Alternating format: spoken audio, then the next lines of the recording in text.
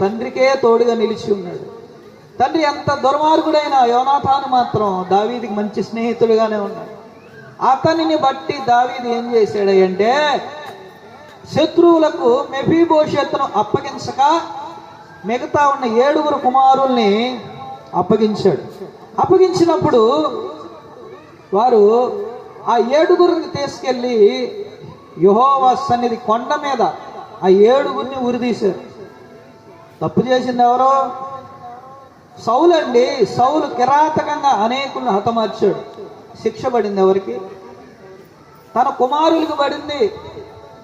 ఈ రోజున చాలా మంది కూడా అనుకుంటారు తల్లిదండ్రుల దోషం బిడ్డల పైన పడుతుందయా, బైబిల్ చెప్తుంది తల్లిదండ్రుల దోషం బిడ్డల మీదకి వస్తుందయా, తల్లిదండ్రులుగా మనం చేసిన పాపాలు మన బిడ్డలు అనుభవిస్తారయ్యా అని అంటే నమ్మరు. తండ్రి తప్పు చేస్తే కుమారుడు ఏం చేశాడండి అని అంటారు. తండ్రి ఆస్తి కుమారుడు పంచుకోవట్లేదండి. తండ్రి రక్త మాంసాలు కుమారుడు పంచుకోవట్లేదండి. తండ్రికి ఏది ఉంటే దాన్ని పంచుకోవట్లేదండి. మా తండ్రికి షుగర్ ఉందండి, కుమారుడు కూడా వచ్చిందండి. తండ్రికి HIV ఉందండి, కుమారుడు కూడా వచ్చిందండి. కాదా? హల్లెలూయా.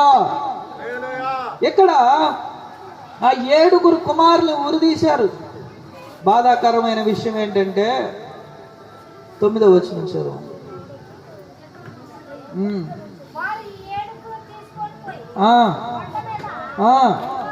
యెహోవా సన్నిధిని గురితీసిరి.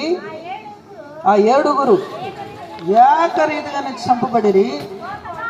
కోత కాలమున ఆరంభమందు వారు మరణమైరి. అయ్యా కుమార్తెయగు రెస్పా గోనె పట్ట పట్టుకొని కొండ పైన ఏర్పాటు చేసుకొని కోతకాల ఆరంభము నుంచి ఆకాశమందు వర్షము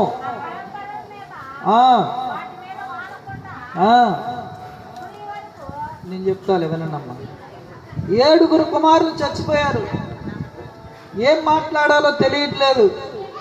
ఎవరయ్యా ఈ రెస్పా అంటే? సౌలు యొక్క ఉపపత్ని. 7 కుమారుల్ని ఉరిదీసేశారు.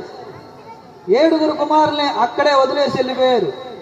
ఆ శాపము ఏమండి అనుభవించి ఆ రెస్పా ఏం చేస్తుందో తెలుసా? ఒక తల్లిగా తల్లి ప్రేమ చూడండి. అవి కిందకి దించి వాటిపైన గోను పట్ల కప్పి పగలంతా కూడా కాపలా ఉంటుంది, రాత్రి అంతా కూడా కాపలా ఉంటుంది. అయ్యా దావీదు